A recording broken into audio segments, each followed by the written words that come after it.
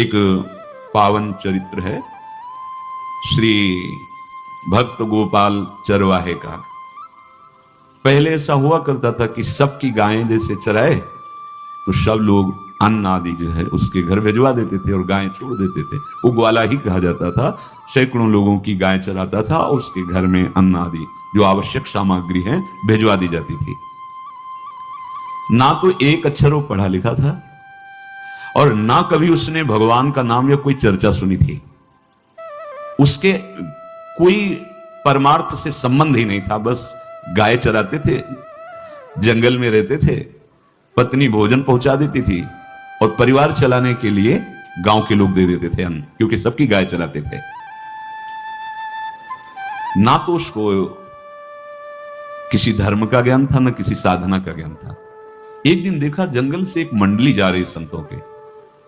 ओ श्री राम जय राम जय जय राम, श्री राम जय राम, ऐसे कीर्तन। संत जन पहले मंडली बना के चलते थे तो नाम कीर्तन पद कीर्तन ऐसे। उसको बड़ा आनंद आया। उसको लगा कि इतने झूम झूम कर संत जन गा रहे हैं, किसी से बात नहीं की, पकड़ लिया। अब पूरा तो नहीं, बस उतना राम राम राम राम ऐसे करने लगा।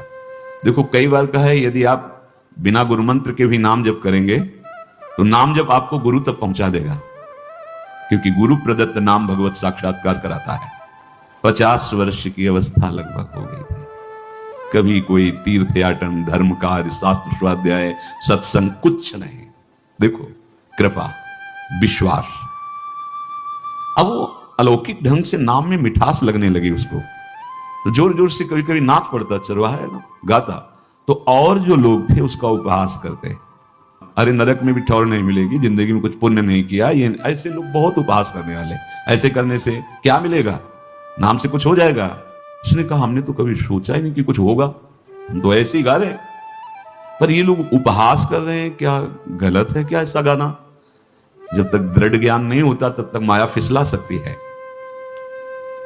उसने कहा कि हम किसी लाभ के लिए, बैकुंठ जाने के लिए या कोई लाभ के लिए नहीं जपते, हमें तो अच्छा लगा, वो गा रहे थे संत जन तो हम गाने लगे हैं।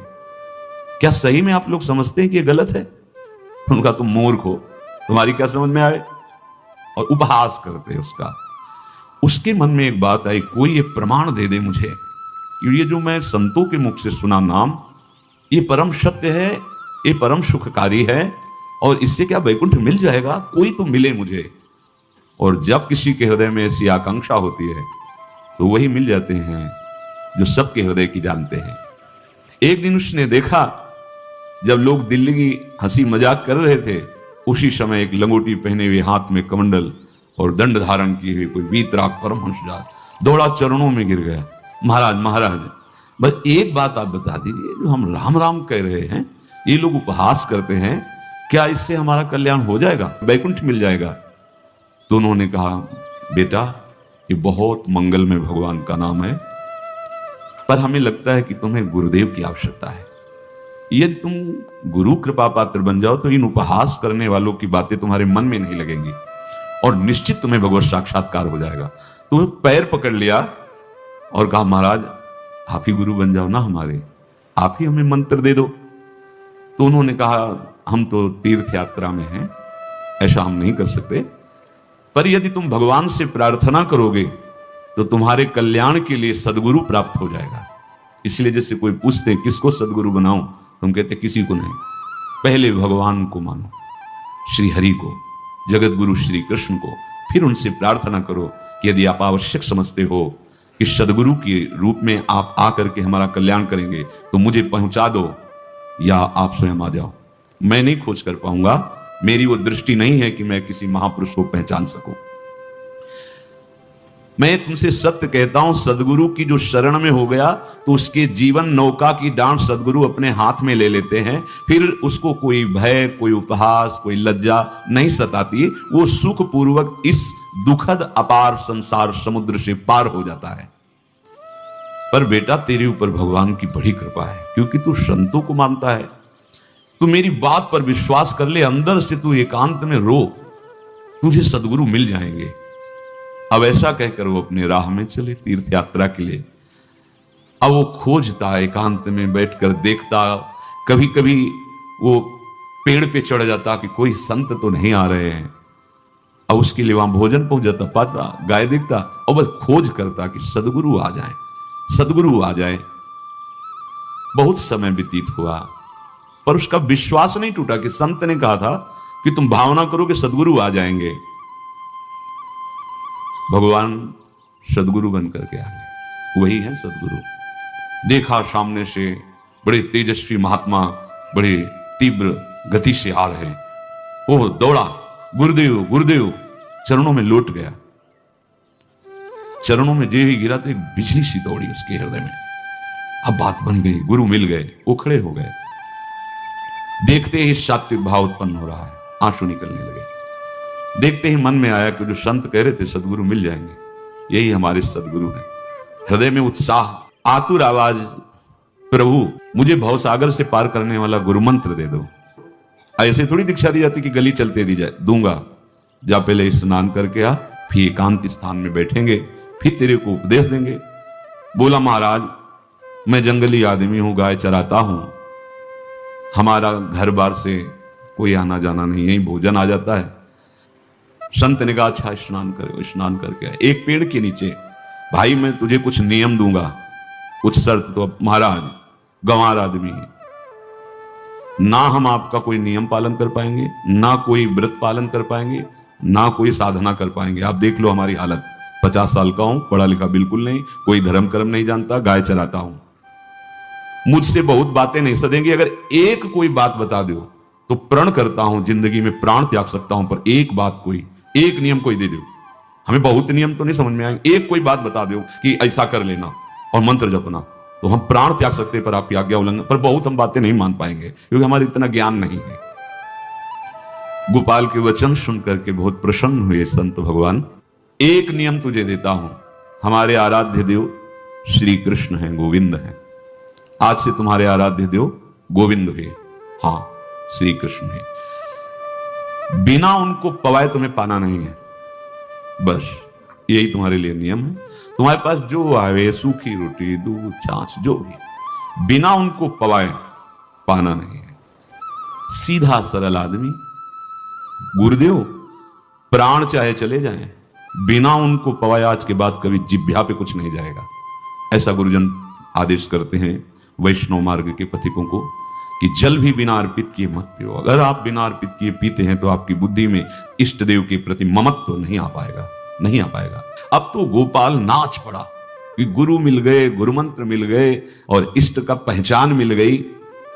उसी समय घर से भोजन आया, वही कभी चटनी रोटी, ऐसे बैठा एकांत वृक्ष के नीचे, आओ गोविंद भोग पाओ। अब गोपाल विचार में लगा कि आ तो रहे हैं ही नहीं, और गुरुजी ने कहा बिना पवाए पाना नहीं। पूरा दिन व्यतीत हो गया। गुरुजी कह रहे थे घट घट में विराजमान भगवान है तो कहीं से भी प्रकट हो सकते हैं। तो अंदर मंत्र जपता हो, कहता आओ भगवान पाओ आके, नहीं आए। महाराज हमारे गुरुदेव ने आपका ध्यान जो बताया था वैसे ही आओ, आप पाओ आकर के।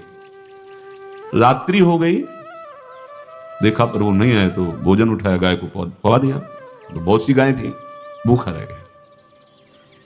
दूसरे दिन फिर भोजन आया, एक पत्ता टोरा, जल से छिड़का पत्ते और भोजन रखा।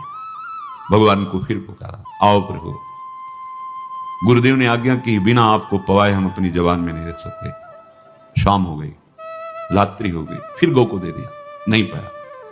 अब एक तो 50 वर्ष की अवस्था और गौओं के पीछे दौड़ना और भोजन पाना नहीं, शरीर में सामर्थ्य धीरे धीरे कम होने लगी।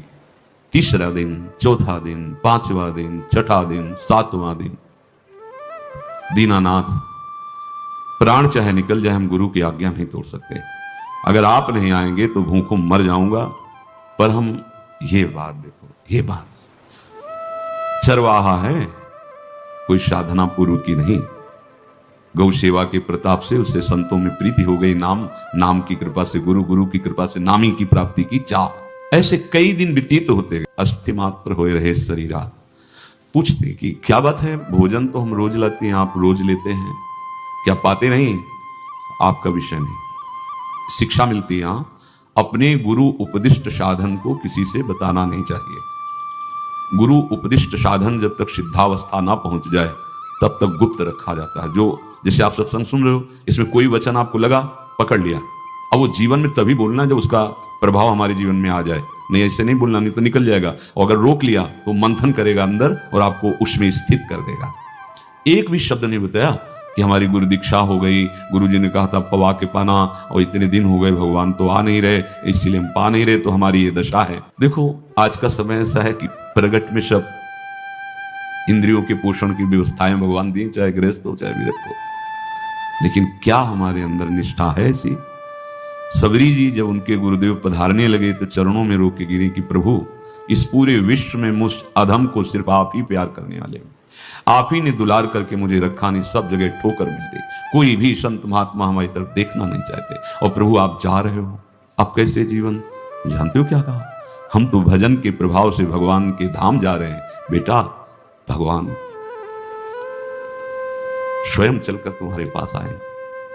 सबरी जी बहुत वर्षों तक कभी गुरु के वचनों पर अविश्वास नहीं हुआ, क्योंकि कहते थे भगवान आएंगे, रोज पावड़े डालती हूँ, सोहनी लगा के दिल छिड़कती हूँ, रोज बिन लगता है फुसला तो नहीं दिया गुरु जी ने? नहीं, गुरु के वचन भगवान आएंगे, शायद ऐसा वर्णन की शास्त्र हजार वर्ष सोचो जरा, और भगवान आए और सबरी को निहाल किया। ऐसे वो गुरुदेव ने कहा है भगवान आएंगे, जब तक वो ना पाएंगे तब तक हमने कहा कि, और उनका उद्देश्य अलग था कहने का कि आप भगवान को भोग लगा के पाइएगा और भजन कीजिएगा तो मंत्र के प्रभाव से तुम्हारे मानस पटल पर भगवान दिखने लगेंगे। ऐसा होता है। और वो सीधा आदमी सीधा समझा, जब तक भगवान नहीं पाएंगे तब तक हमें नहीं पाना। 18 दिन बीत गए, कुछ ना खाना ना पीना। गोविंद भी देखते हैं, बाल भक्त ओम प्रकाश जी महाराज यही अपने चामुंडा के पास से उधर, बहुत नामनिष्ठ महात्मा, बाल भक्तों में बहुत ही मानो प्रहलाद जी ही हैं। जैसे प्रहलाद जी नामनिष्ठ भगवान निष्ठ घट घट में देखने वाले, ऐसे श्री ओम प्रकाश जी बाल भक्त। बड़े बड़े महापुरुष गए, हरि बाबा, उड़िया बाबा, सब बस वो यही कहते कि ये श्री कृष्ण का आदेश है। फिर शायद 50 के भी ऊपर दिन गए थे, ऐसे 70 दिन तक उस महापुरुष ने कुछ नहीं खाया, सशरीर अंतर्ध्यान हुए। आज समाधि उनकी बनी। जब महत्व भगवान का जग जाता है तो शरीर का महत्व नहीं। अच्छा, प्राणनाथ जब प्राणों का पोषण कर रहे हैं तो अन्न में भी तो प्राणनाथ की हिस्स दी हुई है, तो बिना अन्न के भी उनका पोषण हो रहा है। पर ये भागवती का आदेश से, मनमानी करने से नहीं। मनमानी करने में फिर मार्ग रुक जाएगा। भगवान आदेश निवाणी से, युक्ताहार विहार से, उचित आहार विहार, वो तो भगवत आदेश होता है। 18 दिन बीत गए, 19वें दिन जब भोजन आया, पेट के आते सब सिकुड़ गई थी। वैसे ही 50 वर्ष के थे, आंखें धस गई थी, उठने की ताकत नहीं। पत्नी ने फिर कहा कि आप कुछ तो बताइए कि क्या आपको कोई रोग हो रहा है? आप भोजन नहीं पा रहे, मैं रुक जाऊं यही आपकी सेवा के लिए, या आप घर चलिए? कोई उत्तर नहीं, आप जाइए, हम ठीक हैं। ऐसा फिर धीरे से पत्ता लाए, छिड़का, भगवान आओ, पाओ आकर के। शाम हो गई, फिर गाय को दे दिया। विचार कर लिया कि अब मरना ही है, मुझे जैसे अधम के पास भगवान तो आएंगे नहीं, वो तो भगवान है, पर मैं अपने गुरु के वचन नहीं तोड़ सकता, मर चाहे जाऊं। 27 दिन व्यतीत हो गए, एक कवल भी अन्न नहीं पाया। न चलने की शक्ति थी, न पत्ता लाने की शक्ति थी, न जल छिड़कने की शक्ति थी। जिस पात्र में भोजन लाई थी, लेटे ही लेटे खोला और कहा, प्रभु मुझे पता है आप इस शरीर से नहीं मिलोगे, पर आप जान लो मैं अपने गुरु की आज्ञा का उल्लंघन नहीं करूंगा। ये मतलब जितने महान हुए हैं सब निष्ठावान हुए हैं। अपने लोग फिसड्डी हैं, जरा सा कोई दुख, जरा सा कोई सुख, फिसल जाते हैं। प्राण अनंत जन्मों की बिगड़ी 27 दिन क्या होते हैं? क्या होते 27 दिन? अनंत जन्मों का जमा कूड़ा करकट भगवान साफ कर रहे हैं।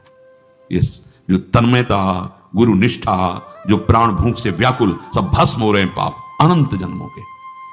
अनंत जन्मों, जैसे हम सोचे कि भगवान इतने निर्दयी कैसे हैं? नहीं निर्दयी, आत्मा को कुछ फर्क नहीं पड़ता।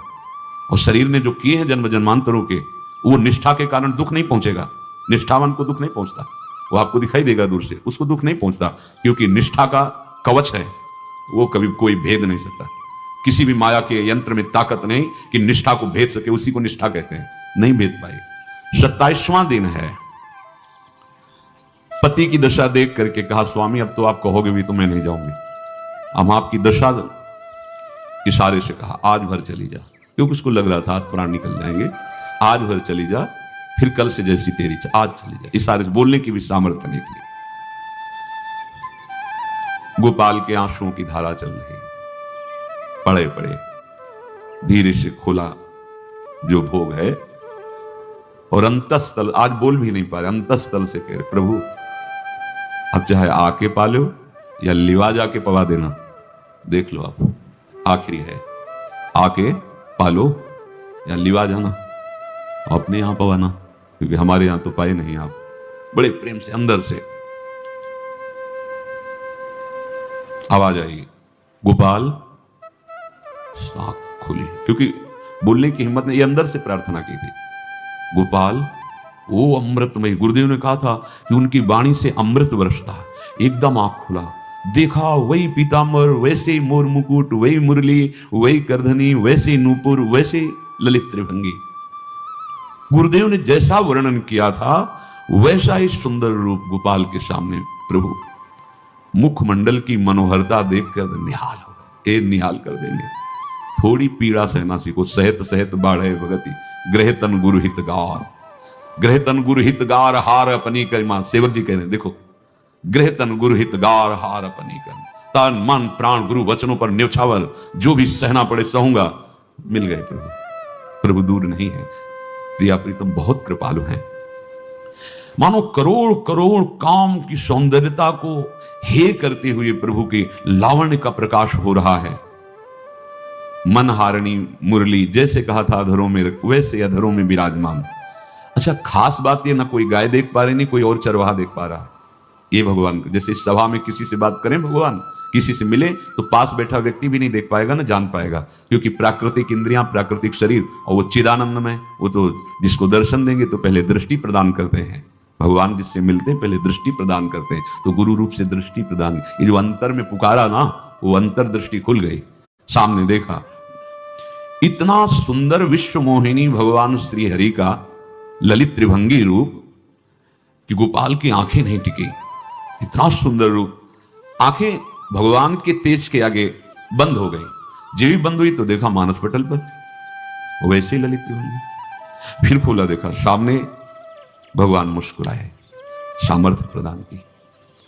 देखो अर्जुन के साथ ही तो खेलते हैं भगवान सखा भाव से, लथाक रहे हैं, लेकिन भगवान का विराट स्वरूप देखने की सामर्थ्य अर्जुन में थी क्या? दिव्य दृष्टि प्रदान की। फिर भी कांप रहे थे अर्जुन जी, भगवान की दिव्य दृष्टि संपन्न नेत्रों से उस विराट महिमा को देखकर कांप रहे थे अर्जुन। ये तो माधुर्य रूप प्रभु का है।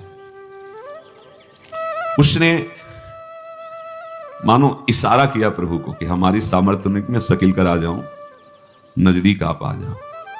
आ गए, अपना माथा प्रभु के चरणों में रखा, आंसुओं से भगवान के चरणों का प्रक्षालन कर रहा। देखो गांव का गाय चराने वाला ग्वारा, जिसको कोई धर्म कर्म का ज्ञान नहीं, कोई भक्ति का ज्ञान नहीं, कोई शास्त्र का ज्ञान नहीं, भगवान ने फिर उसको उठाया और अपने हृदय, ज्यों हृदय से लगाया, हष्ट पुष्ट स्वस्थ सब, अंतर बाहर पूर्ण, कोई पीड़ा नहीं, कोई दुख नहीं, बिल्कुल तेजस्वी स्वरूप। भगवान की स्पर्श की महान सामर्थ्य है। बाली ने बहुत मारा ना सुग्रीव को, तो कर प्रसाद सुग्रीव शरीरा, जे इस पर सारी पीड़ा गई। भगवान अमृत सावी है, भगवान दिव्य चिदानंद भाव देने वाले हैं।